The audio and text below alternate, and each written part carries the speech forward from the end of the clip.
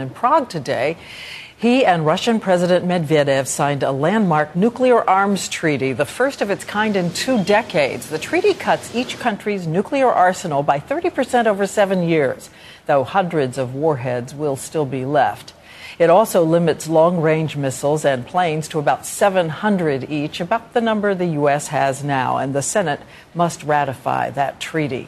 George Stephanopoulos was there for the ceremony and afterwards spoke with the president. So, George, tell us what's the bottom line on the difference this will make to Americans. It's a big deal, Diane, not so much because of the number of nuclear weapons that are going to be destroyed. The U.S. and Russia will still have enough to blow up the world many times over, but because of what it says about the U.S.-Russia relationship. And the president is hoping that a strong and productive partnership will pay off, for instance, in confronting Iran and their nuclear program.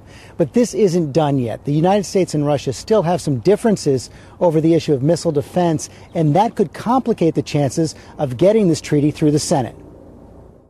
Some tough but successful negotiations with the Russians. Now comes the Senate. Mm-hmm. You have no doubt you're going to get the 8 Republicans you need to ratify this treaty. Well, you know, listen, I've now been in Washington for long enough that for me to say I have no doubt about how the Senate operates would be foolish. When they have had the opportunity to fully evaluate this treaty, we'll come to the conclusion that this is in the best interest of the United States. Sarah Palin, taking aim at your decision to restrict use of nuclear weapons, your pledge not to strike nations, non-nuclear nations, who abide by the non-proliferation treaty. Here's what she said. She said, it's unbelievable.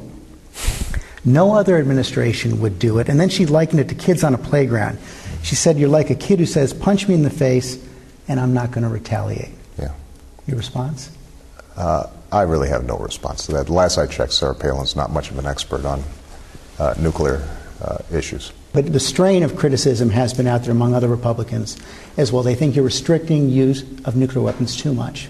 And what I would say to them is that if the Secretary of Defense and the Chairman of the Joint Chiefs of Staff are comfortable with it, I'm probably going to take my advice from them and not from Sarah Palin.